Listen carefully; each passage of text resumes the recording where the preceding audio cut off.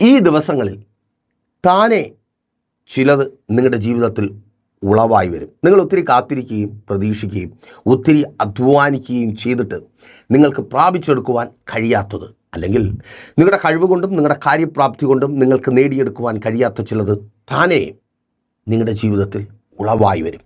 ഇത് കേട്ട് message quit ചെയ്തിട്ട് പോകാൻ വേണ്ടി നിൽക്കേണ്ട. അങ്ങനെ പോകുന്നവരുടെ ജീവിതത്തെ കുറിച്ചല്ല എനിക്ക് പറയുവാനുള്ളത്. ഞാൻ രതീഷ്, നിങ്ങളായിരിക്കുന്ന പ്രേഷർ ഫാമിലിയുടെ പ്രഭാതമന്നെ എന്ന പ്രതിദിന വചന സന്ദേശത്തിനൊപ്പം. അപ്പോൾ യെശയ്യാ പ്രവാചകന്റെ പുസ്തകം 37-ാം അധ്യായം 30-ാമത്തെ വാക്യം അവിടെ ഈ വിധത്തിൽ രേഖപ്പെടുത്തപ്പെട്ടിരിക്കുന്നു: എന്നാൽ ഇത് നിനക്ക് അടയാളമാകും. ഒരടയാളം: നിങ്ങൾ ഈ ആണ്ടിൽ പടുവിത്ത് വിളയുന്നതും 2-ാം ആണ്ടിൽ താനേ കിളിർത്തു വിളയുന്നതും തിന്നും.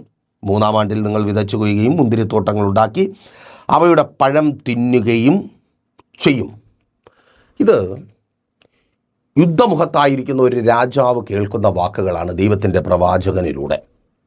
യുദ്ധമുഖത്തായിരിക്കുന്ന ഒരു രാജാവിൻ്റെ ആവശ്യം യുദ്ധത്തിൽ നിന്നുള്ള മോചനം അല്ലെങ്കിൽ ജയമാണ്.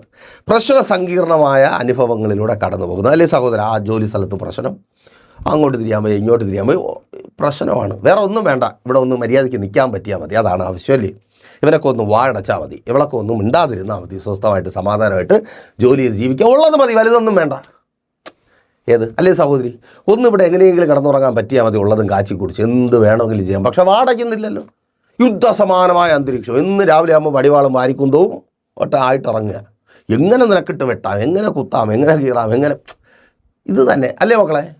നമ്മളെങ്ങനെയെങ്കിലും ഒരു വിധത്തിൽ തട്ടിമുട്ടി മുമ്പോട്ട് പോകാൻ വേണ്ടി കഷ്ടപ്പെടുക. അതിനിടയ്ക്ക് ഇല്ലാത്ത പ്രശ്നങ്ങളും ഉണ്ടാക്കി ഒരു യുദ്ധസമാനമായ അന്തരീക്ഷത്തിലായിരിക്കും നിങ്ങളോടാ ദൈവത്തിൻ്റെ പരിശുദ്ധാത്മാവ് പറയുന്നത്.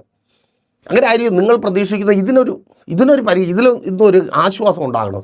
ഇത്തിരി ചിലതൊക്കെ വായടയ്ക്കണം, ചിലതൊക്കെ ഒന്ന് മിണ്ടാതിരിക്കണം, എന്നെ ഒന്ന് വിട്ടേക്കണം.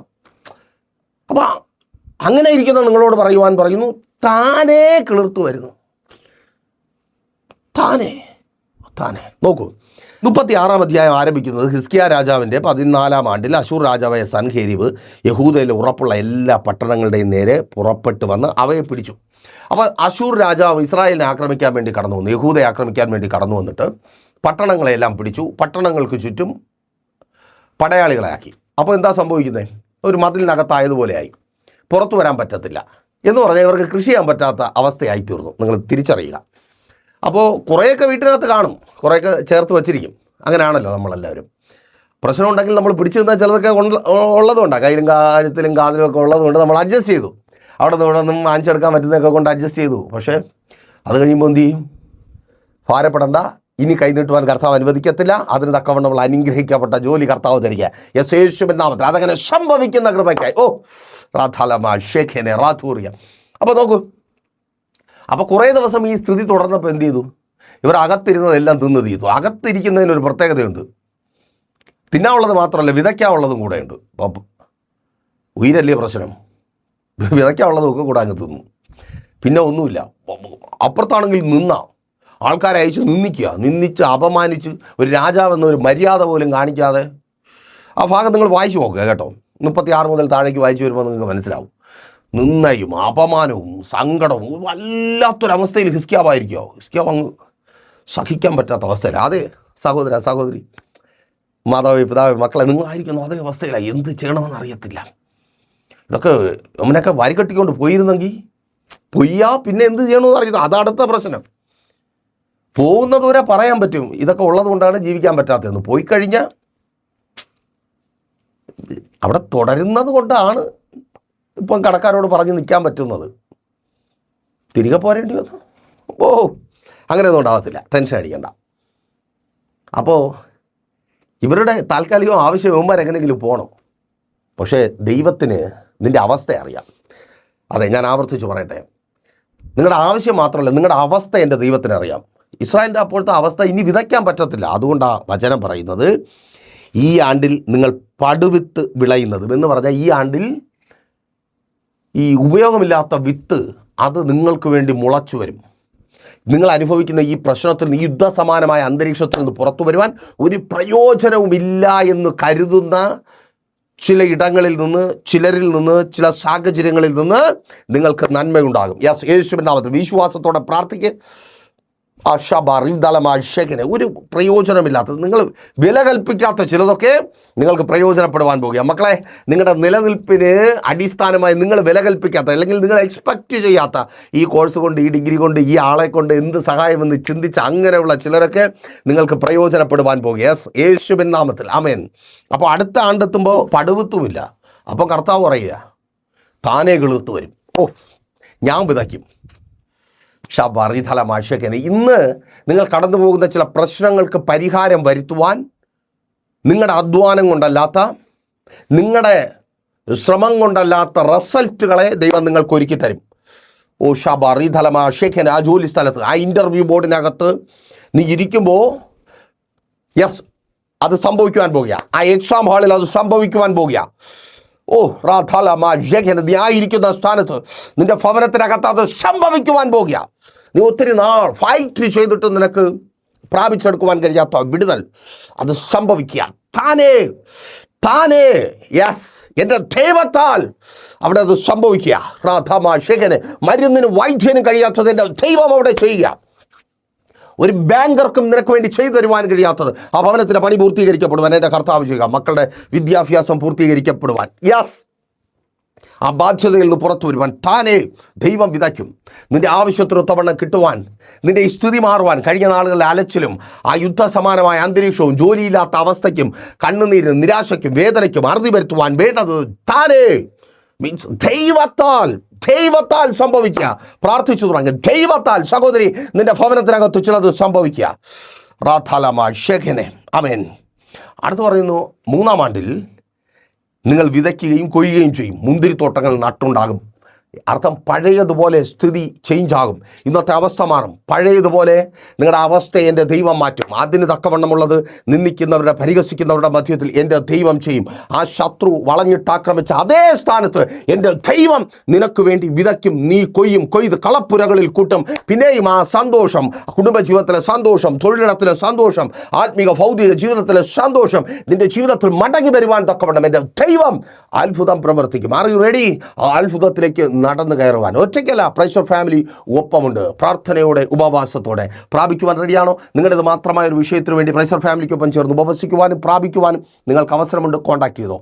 എങ്ങനെ പാസ്റ്റർ ഇത് പോസിബിൾ ആകുന്നത്? ഞങ്ങൾ ഇരിക്കുന്നത് ഇത്ര ദൂരത്താണല്ലോ, ഞങ്ങളുടെ സാഹചര്യം ഇതാണല്ലോ, ഇതെങ്ങനെ സാധിക്കും? ടെൻഷൻ അടിക്കേണ്ട, കോൺടാക്ട് ചെയ്താൽ മതി. കൂടുതൽ വിവരങ്ങൾ ഞങ്ങൾ അറിയിക്കാം. നിങ്ങൾ ലോകത്തിൻ്റെ ഏത് ഭാഗത്താണെങ്കിലും ഏത് സാഹചര്യത്തിലാണെങ്കിലും പ്രൈസർ ഫാമിലിക്കൊപ്പം ചേർന്ന് ഉപവസിക്കുവാനുള്ള അവസരമുണ്ട്.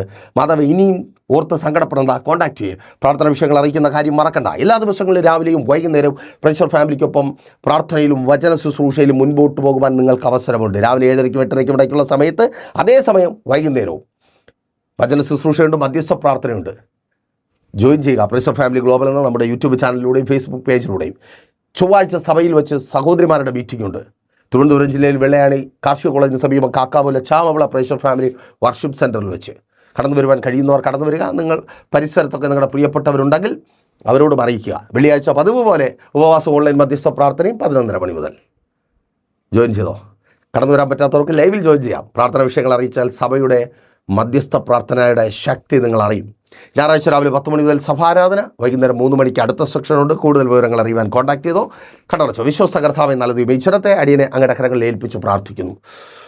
ഷബറിദലമാശേഖൻ. ഇവരുടെ പ്രതീക്ഷകൾക്കപ്പുറമായി ഇവരുടെ അവസ്ഥ ഇറങ്ങി എൻ്റെ ദൈവം അങ്ങ് ചെയ്യുന്ന കൃപയ്ക്കായി സ്തുതിക്കുന്നു കർത്താവേ.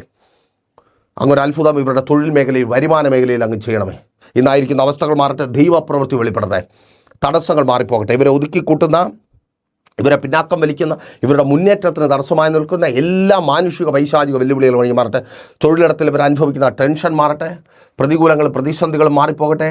ദൈവത്താലുള്ളൊരു വിതപ്പും ഇവരുടെ ഒരു കൊയ്ത്തും സാധ്യമായി തീരട്ടെ. സാമ്പത്തികം അനുഭവിക്കുന്ന ഞെരുക്കന്മാരുടെ വിശാലത വെളിപ്പെടുത്തട്ടെ. കടഭാരങ്ങൾ, പലിശക്കടങ്ങൾ, ജപ്തി നടപടികൾ മാറിപ്പോകട്ടെ. ഭവനങ്ങളില്ലാത്തവർക്ക് ഭവനങ്ങൾ നൽകണ, വസ്തുക്കൾ രജിസ്ട്രേഷനുകൾ നടക്കട്ടെ, വാഹനങ്ങൾ വാങ്ങട്ടെ. ശുശ്രൂഷകന്മാർ അനുഗ്രഹിക്കപ്പെടട്ടെ. രോഗികളെ അങ്ങയുടെ നാമത്തിൽ ഞങ്ങൾ സൗഖ്യമാക്കുന്നു. എല്ലാ രോഗങ്ങളും വിട്ടുമാറട്ടെ. രോഗാതുരമായ നാഡീധർമ്മങ്ങൾ, കോശങ്ങൾ, അവയവങ്ങൾ പുനർനിർമ്മിക്കപ്പെടട്ടെ. അസ്ഥിമേൽ വ്യാപരിക്കുന്ന രോഗങ്ങൾ സൗഖ്യമാകട്ടെ.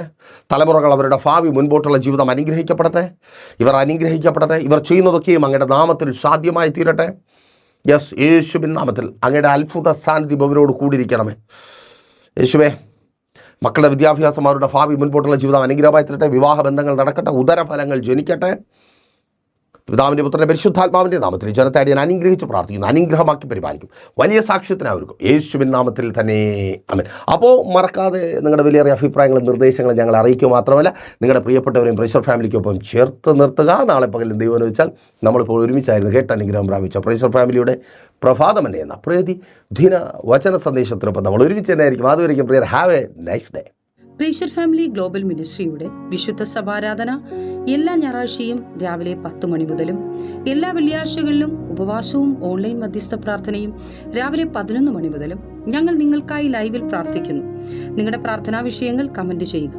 പ്രേഷ്യർ ഫാമിലി ഗ്ലോബൽ എന്ന നമ്മുടെ യൂട്യൂബ് ചാനലിലൂടെ നിങ്ങൾ ലോകത്തിന്റെ ഏത് ഭാഗത്തായിരുന്നാലും ഞങ്ങൾക്കൊപ്പം ചേർന്ന് പ്രാർത്ഥിക്കുവാനും ആരാധിക്കുവാനും അവസരമുണ്ട്. നേരിട്ട് ആരാധനയിൽ പങ്കെടുക്കുവാനും വിടുതൽ പ്രാപിക്കുവാനും ആഗ്രഹിക്കുന്നവർ ഞായറാഴ്ച രാവിലെ കാർഷിക കോളേജിനടുത്ത് കാക്കാമുല ചാമ്പവിളയിലെ പ്രേഷ്യർ ഫാമിലി വർഷിപ്പ് സെന്ററിലേക്കും നിങ്ങളുടേതായ ഒരു വിഷയത്തിനു വേണ്ടി പ്രാർത്ഥിക്കുവാനും കൗൺസിലിംഗിനുമായി സ്ക്രീനിൽ കാണുന്ന നമ്പറിൽ കോൺടാക്ട് ചെയ്യുക. നിങ്ങൾക്കും ഈ പ്രോഗ്രാം സ്പോൺസർ ചെയ്യുവാനും കർത്താവായ യേശുക്രിസ്തുവിന്റെ സുവിശേഷം അനേകരിലേക്ക് എത്തിക്കുവാനും അവസരമുണ്ട്. പ്രാർത്ഥനയോടെ വിളിക്കുക. ആമേൻ.